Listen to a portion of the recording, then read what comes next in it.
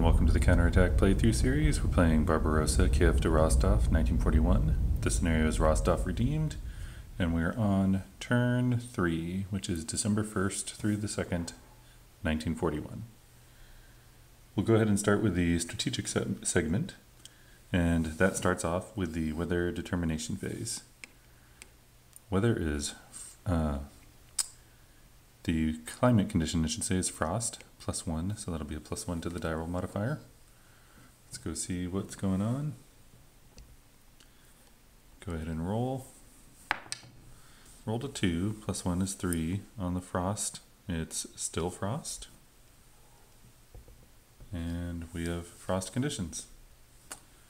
Next, we go to the supply determination phase, which is mostly skipped, but we need to check for Axis fuel shortage. All the Axis units are out of supply. I threw this marker up here to indicate that, rather than put a bunch of markers on all the units. So, maybe we'll take these out of supply markers off, because we have to recheck for all these units. Or these fuel shortage markers, I should say. Okay, so we'll go ahead and start with the 13th Panzer Division. And somewhere around here we have fuel shortage table. So our effects here are if 2 or more units of the division are out of supply. Well, there's 3 units, so we get a +1. Roll on the die. Got a 7. 7 + 1 is 8. So 6 or more. That division is out of supply, or I should say has a fuel shortage, so they're still in this situation. Then we'll go ahead and do the 60th motorized. I think they've been for the most part wiped out, but there's only 1 unit available, so there won't be a +1. I'll go ahead and roll the die. We got a 4. That is less than 5, so they pass. The other motorized unit is the SS unit down here. 3, they pass as well. Okay, so the situation is the same. We would next go into the replacements phase, but there are no replacements during this scenario. Likewise, the reinforcement withdrawal phase, not played in this scenario. Next is the air readiness phase. We only have 1 aircraft. It's the Soviet bomber here that's in the flown box. We'll go ahead and roll for it. It's a 3. We add 1 for frost. So that's 4. It says 1 to 8, move to the ready box. So it is ready for operations. The next phase would be the Axis air interdiction phase. However, there are no Axis units. That means we move into the Axis player segment. And the first phase is the Axis movement phase. So Axis are in dire straits, of course. Lots of units just bogged down by enemy zones of control. These out of fuel units can't even move. We need to keep a hold of Rostov here anyway, so I don't want to move these guys. Little chance of reinforcing Rostov. This guy out here theoretically could move. So I guess the question is what to do with this guy. I think the answer is to try to relieve pressure on these hexes of Rostov, and I don't really know what that is. It's maybe come down here and then attack one of these units to try to eliminate it. So we'll go ahead and move these guys. So this guy can go 9. I think we'll move out 1, 2, 3. And I guess go join this guy down here. Let's see, we're moving into a town, which is treated as frost. So let's see, what do we do? We went 1, 2, 3. Now we're on a Main road in Frost, it costs half, so 3.5, but +1 for entering a zone of control, so 4.5. Got plenty of movement remaining. Everyone else, they are pretty much stuck. So that's the Axis movement phase. Then we go into the Axis attack declaration phase. So these guys need to take pressure off themselves. I'm pretty sure this hex is going to fall. There's just too much Soviet power here. But we'll go ahead and declare some attacks. I think we want to attack these 2 cavalry units just to try to spoil them from attacking here. So I'll go ahead and attack here. Let's see. Doesn't really matter what units as long as I can piece together better than 1 to 4 odds. It's 3 attack against 2 defense, so we got that there. I think it's safe to say this hex can get the equivalent or better there. Does this guy want to attack? I guess the answer is no. Yeah, we're down to the the bitter end of this scenario. We then do the Soviet reaction phase. So the Soviet headquarters can use a command point to activate motorized units, but they have to be in range 1, 2, 3, 4. All their motorized units are up here, so no can do. So then we go into the Axis combat phase.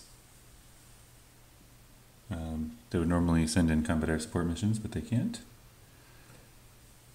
So we'll go ahead and go through the attack sequence. Actually, before going into the combat sequence, during the Soviet reaction, they could choose to issue no retreat orders from their headquarters within the headquarters range. I don't really see a strong reason to do that.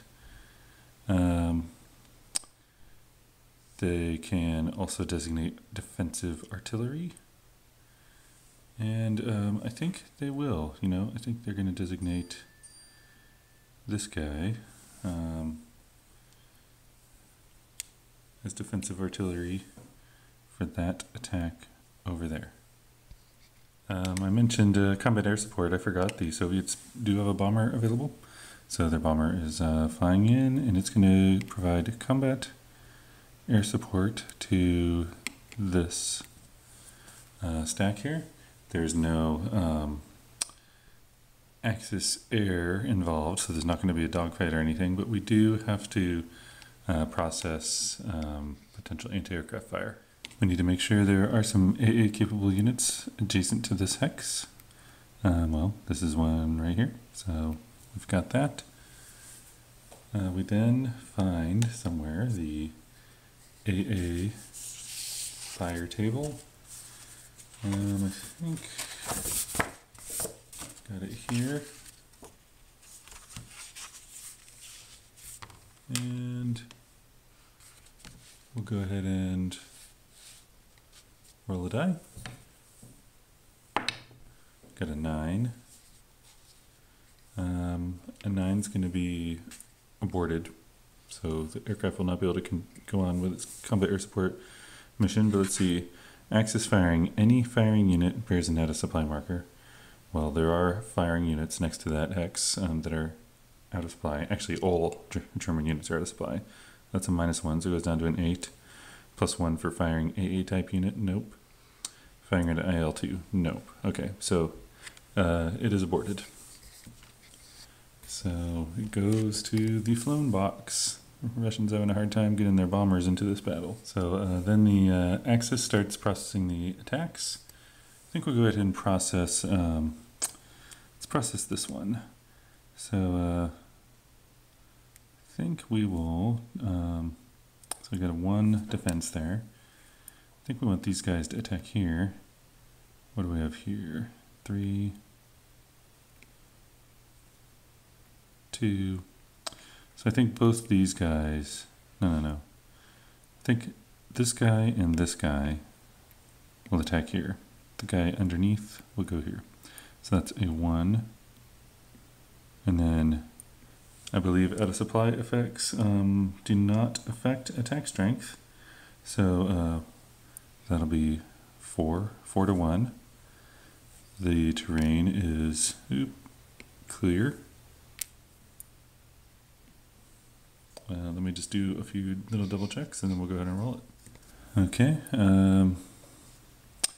everything looks like I've got these rules down a little bit, so go ahead and roll. So it's 4 to 1 odds. Roll to 1. Oh, that's going to be bad for the Russians.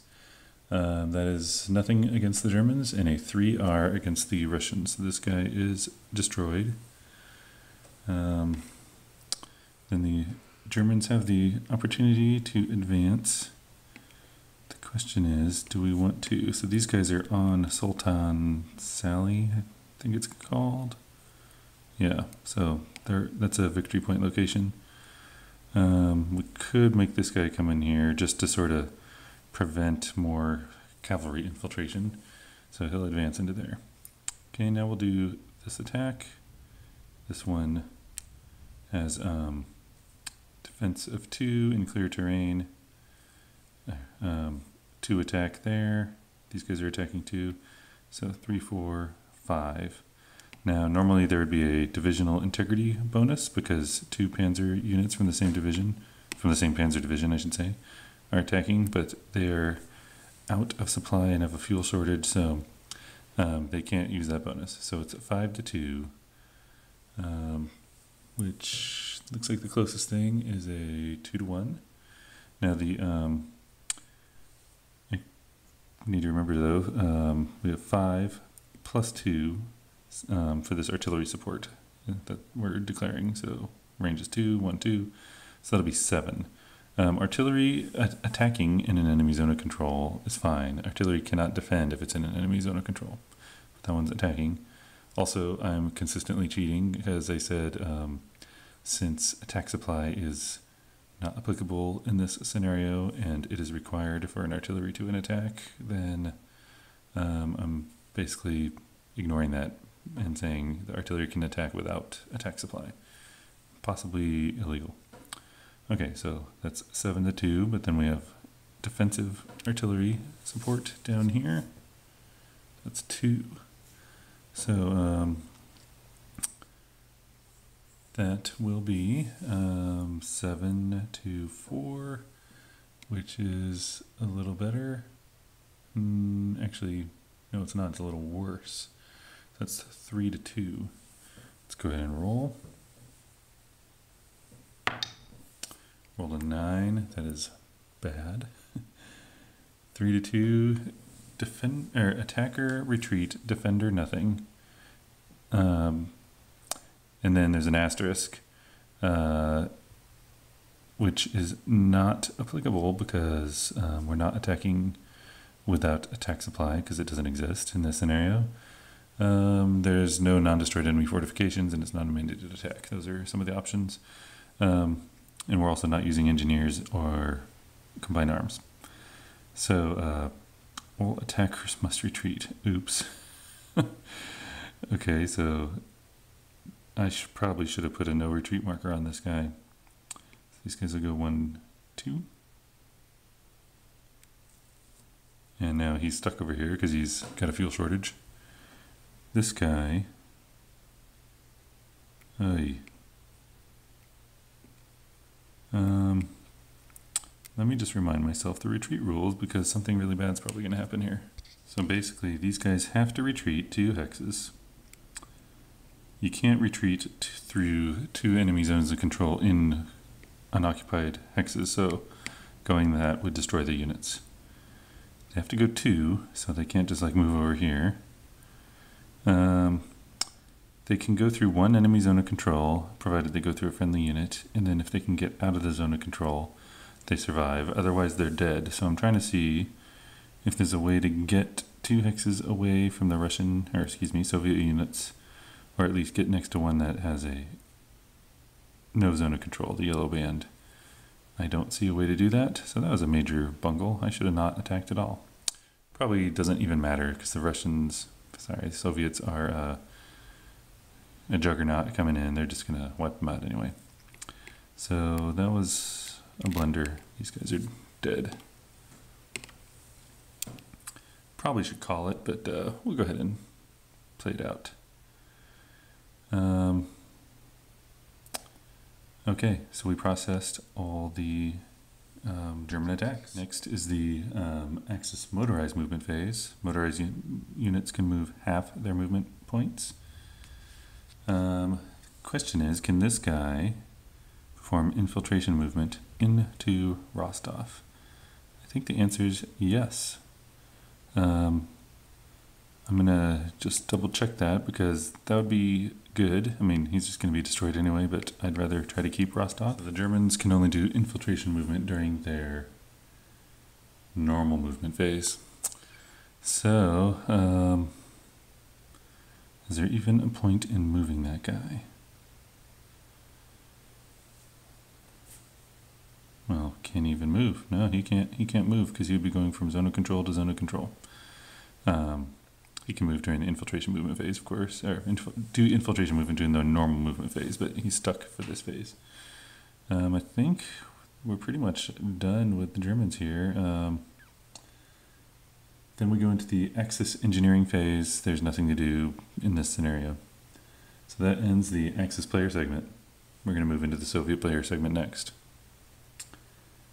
First, we go to the Soviet motorized movement phase. Motorized units can move full movement, cavalry only half. So these guys just want to run amok. What do we have in here? Infantry, they can't go. Do we have any cavalry up here? We do. Yep. So they can go half.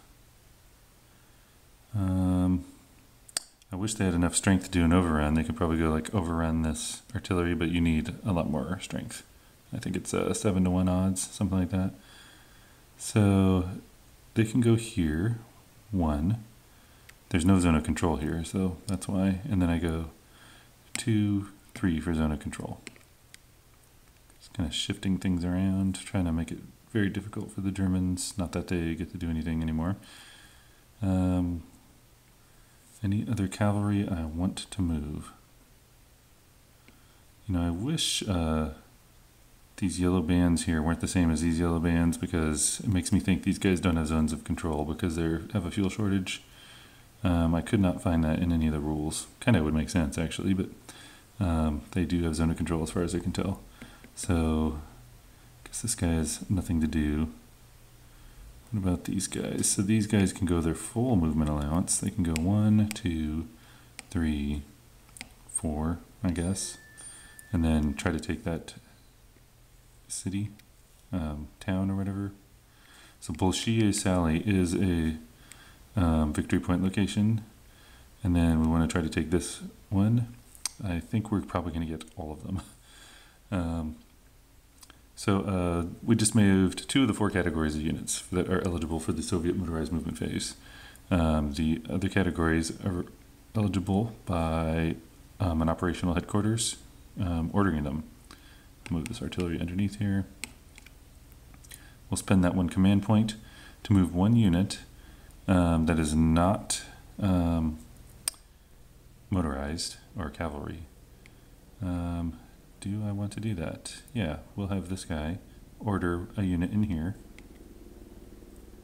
And I guess we'll have it order this unit to do a single hex move across this river over to here.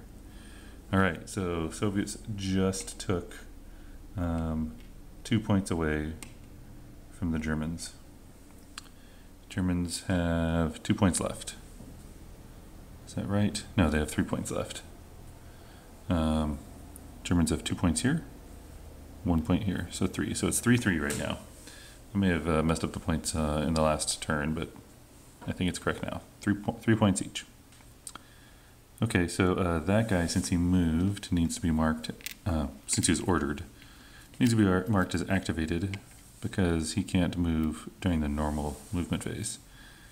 Another thing this guy can do is order a Soviet Guards unit to move. I think, thought that we had one around here somewhere.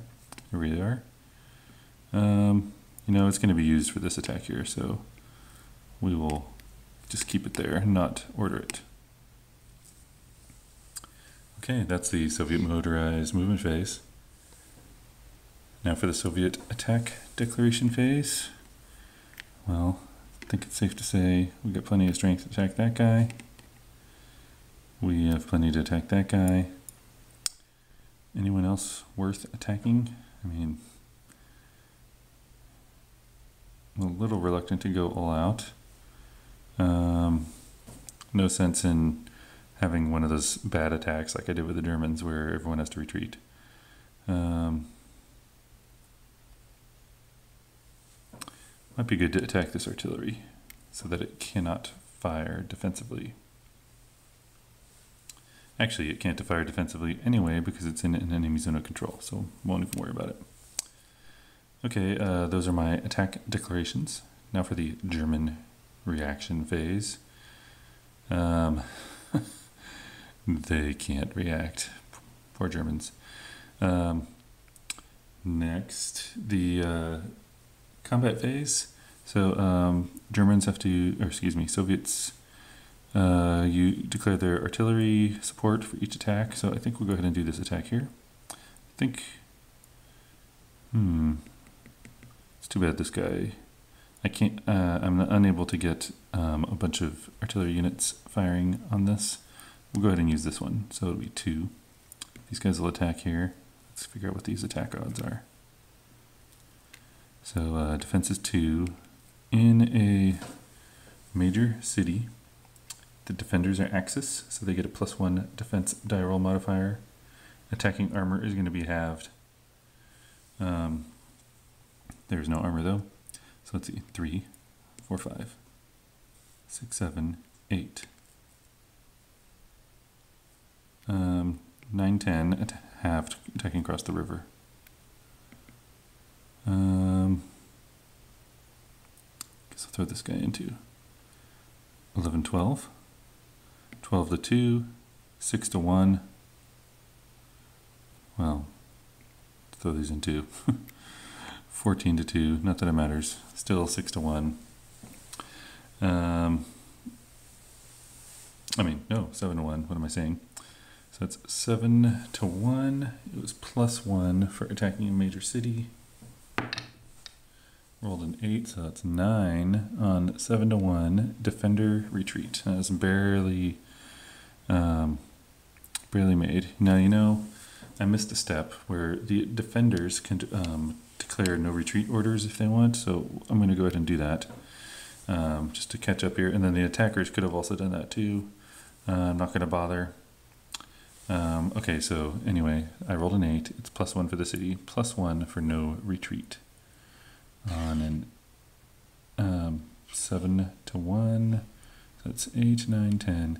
It's still retreat, so doesn't matter. These, well, actually, yeah, these guys are dead. They're going to take a step loss.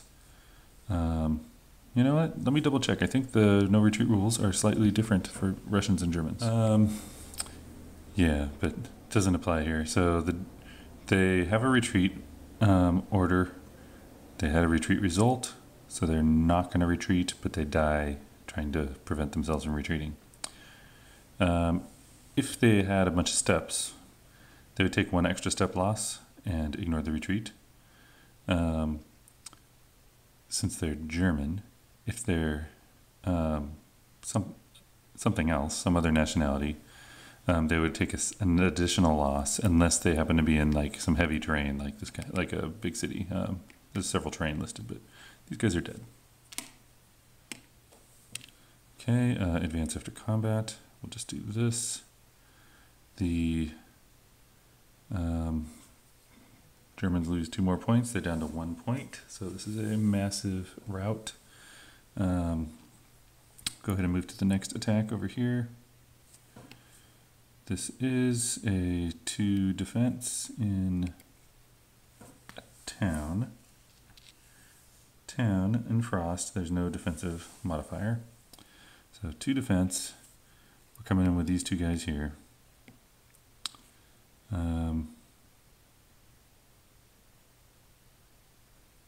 Yeah, you know what? When I had this guy and this guy attack here, they also have to attack this guy and possibly this guy. So let me make some corrections here. I needed to do this kind of thing.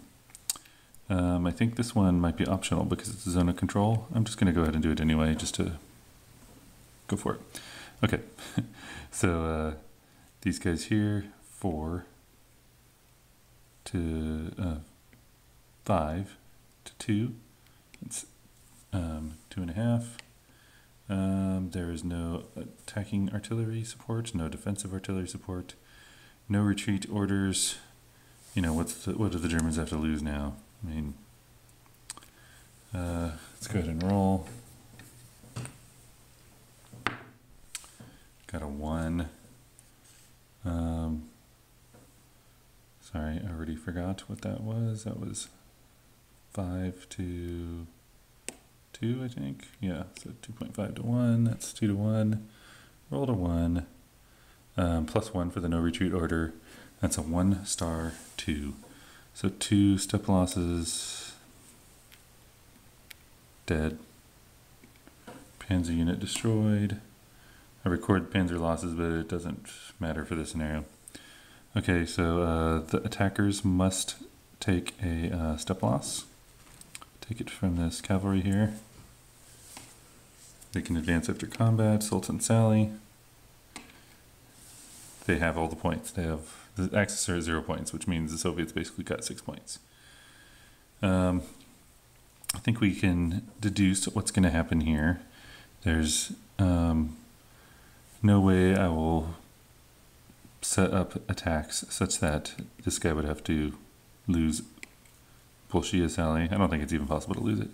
So I think we're going to go ahead and call it. That was a massive rout of the Germans. Obviously I made a few bungles of the German strategy, but I probably did the same for the Russians. That seems very difficult, especially with the fuel shortage rules. And since this scenario ignores attack supply,